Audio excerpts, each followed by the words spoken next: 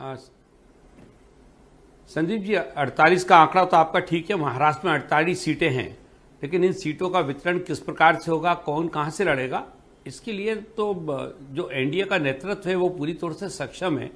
और मैं सोचता हूं कि उसमें कहीं किसी प्रकार का कोई विवाद या किसी प्रकार का मतांतर नहीं सामने आएगा, क्योंकि हम लोगों का मूल मकसद क्या है। हम लोग जब एनडीए के साथ आए तो उस समय हम लोगों का मुख्य उद्देश्य ये था कि देश की जनता ये चाहती है, और हम लोगों को भी इस पे हमारा भी विश्वास है कि आज देश के लिए एक बेहतर नेतृत्व और स्थायी सरकार देने की सत्ता की मलाई भी खानी थी, सत्ता शरणम गच्छामि भी थे आप। जो समूह है, हाँ, मैं इसे मलाई के रूप में नहीं देखता, मैं इसे कमिटमेंट के रूप में देखता हूं। सत्ता में जो लोग आना चाहते हैं ये कमिटमेंट के साथ आते हैं, कन्विक्शन के साथ आते हैं, और वो कन्विक्शन ये होता है कि हमको जनता के साथ जो हमने वायदे किए उनको हम पूरा करें और देश को बेहतर बनाने का काम करें। तो आम आदमी को बेहतर बनाने के लिए, जनता के लिए काम करने का जो आपका मकसद है, उसके लिए सीटें भी तो चाहिए होती हैं। तो 5-6 सीटों पर आप मान जाएंगे ब्रजमोहन श्रीवास्तव? निश्चित नहीं, मुद्दा इसमें सीटें नहीं है संदीप जी, यही मैं आपसे कह रहा हूं। आईएनडीआई के अगर बीजेपी 6 सीट देती है आपको तो आप मान जाएंगे, क्योंकि आपको लोगों के भले के लिए काम करना है, अपना एनसीपी का कोई भला नहीं देखना, तो 6 सीटों पर आप मान जाएंगे?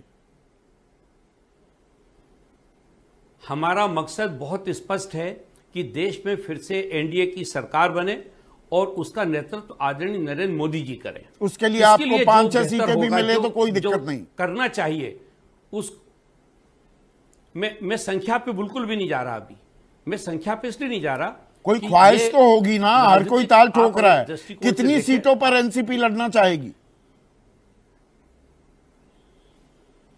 मैं आपसे यही तो कह रहा हूं कि एक्चुअली क्या है, आप हम लोगों का एनडीए का मूल्यांकन, आप आईएनडीआई में जिस प्रकार से महत्वाकांक्षा एक दूसरे पे हावी है, जिस प्रकार से उनमें मतांतर है, जिस प्रकार से उन लोगों में मतभेद है, उस चश्मे से आप अगर एनडीए को देखेंगे तो मैं सोचता हूं शायद ठीक नहीं होगा। मतलब आप बोल भी नहीं पाएंगे, मतलब आप अपनी ख्वाहिश का इजहार भी नहीं कर पाएंगे। क्या एनडीए की हालत यह है कि नहीं भाई हमें इतनी चाहिए ना?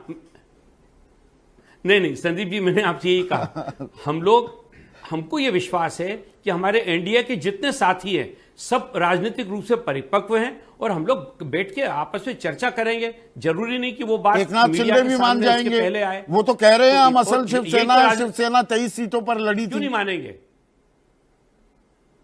अच्छा नहीं संदीप जी, वो कह नहीं रहे। देश के कानून के अंतर्गत ये स्थापित हो चुका है कि आदरणीय एकनाथ शिंदे साहब वास्तविक रूप से शिवसेना है, तो इसको स्वीकार हम लोग भी करते हैं। तो आपका सीटों का बंटवारा ज्वाइन किया था, आपका फॉर्मूला कब तक आ जाएगा सामने? आपका फॉर्मूला कब तक आ जाएगा सामने? हमारा फार्मूला तो मैंने आपको बताया ना, हमारा फार्मूला बहुत स्पष्ट है। कब तक आ जाएगा? एनडीए की सरकार बने जिसका नेतृत्व आदरणीय नरेंद्र मोदी जी करें। मैं ये सवाल इसलिए पूछ रहा हूं, ये तो चुनाव के साथ ही आएगा ना। ब्रजमोहन भाई, appreciate the balance that I am trying to bring to this discussion.